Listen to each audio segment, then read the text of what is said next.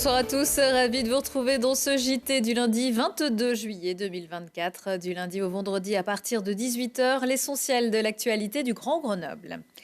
C'était il y a un an, quasiment jour pour jour. Le 21 juillet 2023, un incendie provoquait la destruction d'une grande partie du centre commercial dit La Rotonde à l'entrée de Mélan, mobilisant pas moins de 80 sapeurs-pompiers. Parmi les 8 commerces détruits, un restaurant qui employait 16 personnes. 12 mois plus tard, le lieu est plus ou moins dans le même état, comme une grosse verrue dans l'entrée de ville.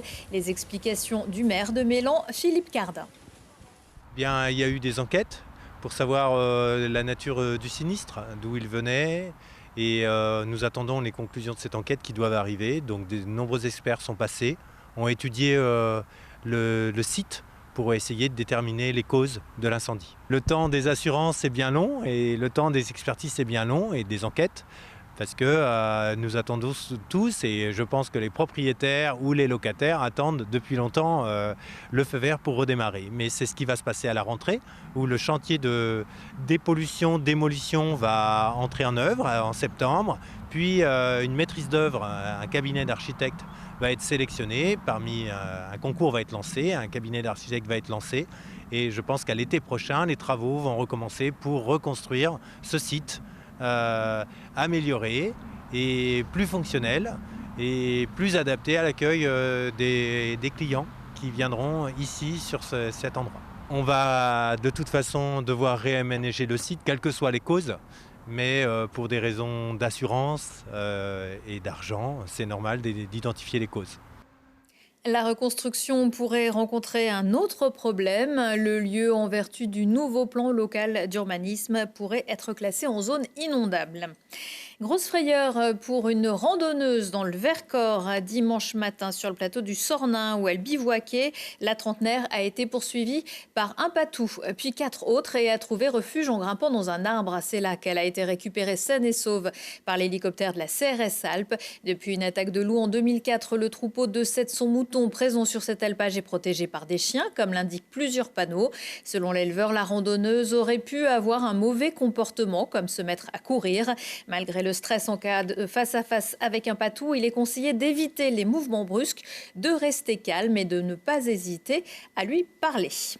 Réélu député de la 7e circonscription de l'Isère il y a 2 semaines, Yannick Noder a été nommé samedi rapporteur général du budget et de la sécurité sociale à l'Assemblée nationale. La mission du médecin cardiologue, examiner les projets de texte pour en présenter les observations et amendements en son nom et en séance publique et faciliter sur ce sujet les échanges entre le gouvernement et la Chambre basse. Déjà engagé dans la lutte contre les déserts médicaux, le docteur Noder veut poursuivre son travail pour permettre un accès équitable aux prestations.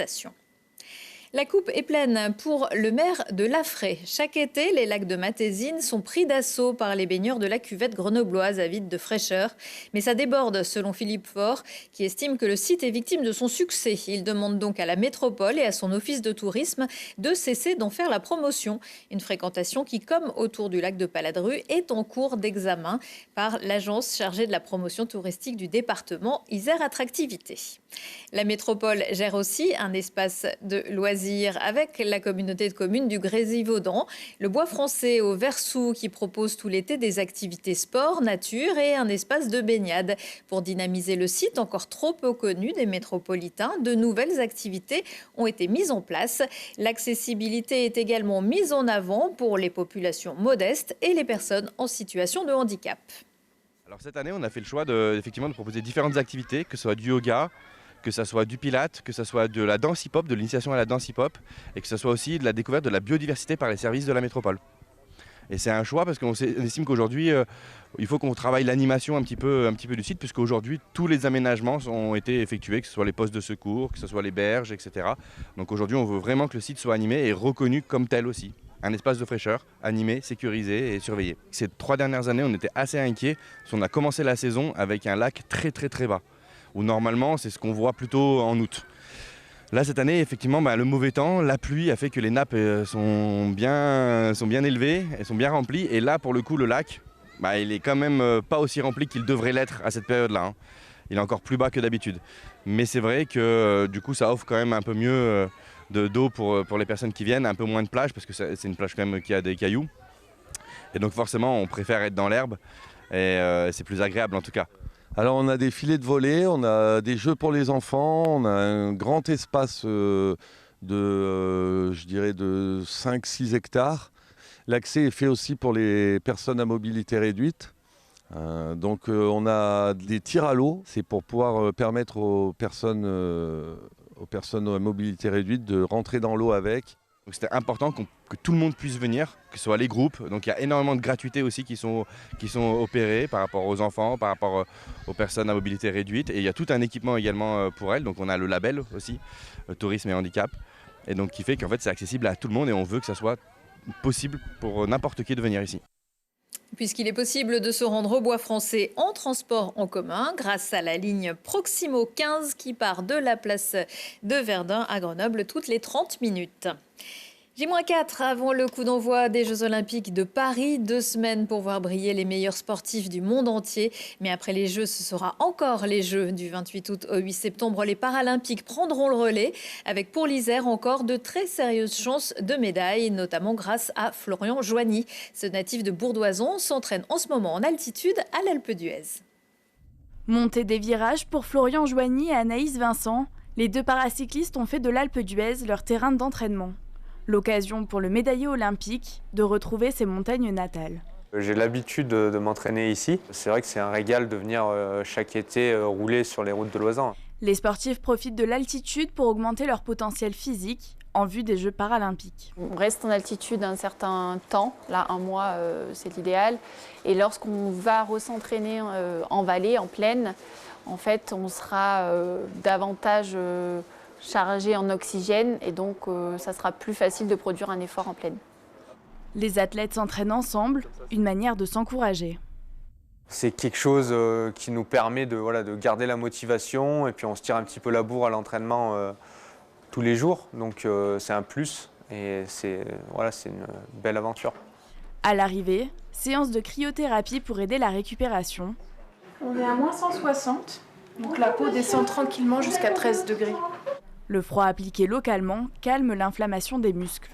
Il faut essayer de tout optimiser à côté du vélo pour récupérer au mieux et puis enchaîner les séances de la bonne manière. Tous 2 sélectionnés aux Jeux paralympiques, ils partageront ensemble cette expérience. De vivre ça à 2, c'est un grand plus. Même tous les jours à l'entraînement, c'est de la motivation supplémentaire. Quand l'un va pas bien, l'autre l'aide. Donc c'est vraiment une chance. Ouais. Seulement 2 ans de handbike pour Anaïs Vincent, mais déjà des performances qui lui offrent un ticket pour ses premières Olympiades. Là, j'ai envie d'y aller. C'est vrai qu'on a su les sélections tard, en tout cas pour moi. Donc je prends au fur et à mesure et j'ai cette envie-là d'y être. Triple médaillé olympique, Florian Joigny fait partie des favoris de cette édition 2024. Un statut qui engendre des attentes. La première fois, j'y allais sans savoir vraiment où j'allais. J'étais outsider et finalement j'ai réussi à décrocher une médaille d'or. Les Jeux paralympiques, c'est la course à gagner, celle que tout le monde regarde et dont tout le monde va parler. Donc forcément, on a à cœur de faire encore mieux que d'habitude. Surtout pour des Jeux organisés en France. On s'entraîne avec ça dans la tête et là, on est à la veille de cet événement. Donc forcément, il y a beaucoup d'excitation. 3,9 millions de visiteurs sont attendus aux Jeux paralympiques. Ça fait plaisir déjà de se sentir soutenu, de voir que les gens s'intéressent à notre sport, à ce qu'on fait. Et puis ça donne aussi l'envie de se dépasser encore plus parce qu'on va faire la course, mais on ne va pas faire la course que pour soi. On sait qu'il y a plein de gens autour de nous qui y croient. Et même pour eux, c'est important de se dépasser. Chacun espère voir en ces Jeux sa compétition de rêve. J'aimerais que ça se passe bien pour nous deux, qu'on réussisse, c'est-à-dire qu'on n'ait pas de soucis sur les courses, pas de problèmes mécaniques, qu'on fasse des bonnes gestions. Qu'on revienne de Paris avec des médailles et tous les deux très contents. Le compte à rebours est lancé. Les épreuves de paracyclisme sur route débuteront le 4 septembre, avec à la clé peut-être une médaille autour du cou. Les derniers coureurs de l'édition 2024 de l'UT4M ont franchi la ligne d'arrivée place Victor Hugo à Grenoble dimanche après un tracé modifié en raison du fort risque d'orage. Contraste après une journée très chaude samedi. Au terme de l'épreuve reine, le 180 extrême, c'est Louis Calais qui l'a emporté chez les hommes en 23 h 49 minutes 5 secondes. Victoire chez les femmes de Gladys Josso en 7 h 42 plus.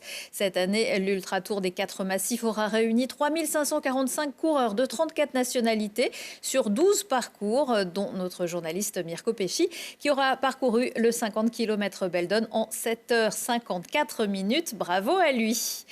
C'est beau, Messian. Le festival Messian au pays de la Meige, dirigé comme le festival Berlioz par Bruno Messina, a débuté samedi et se poursuit toute la semaine. Un festival autour de la musique de création et du compositeur du XXe siècle qui aimait tant la nature iséroise. Après y avoir habité et composé, il est d'ailleurs enterré au bord du lac de Petitché à Saint-Théophrais.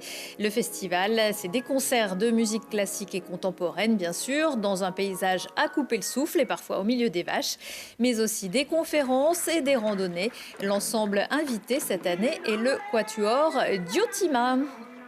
Retour de l'actu dans 1 heure et en replay sur telegrenoble.net. Prochaine édition mardi à 18 h.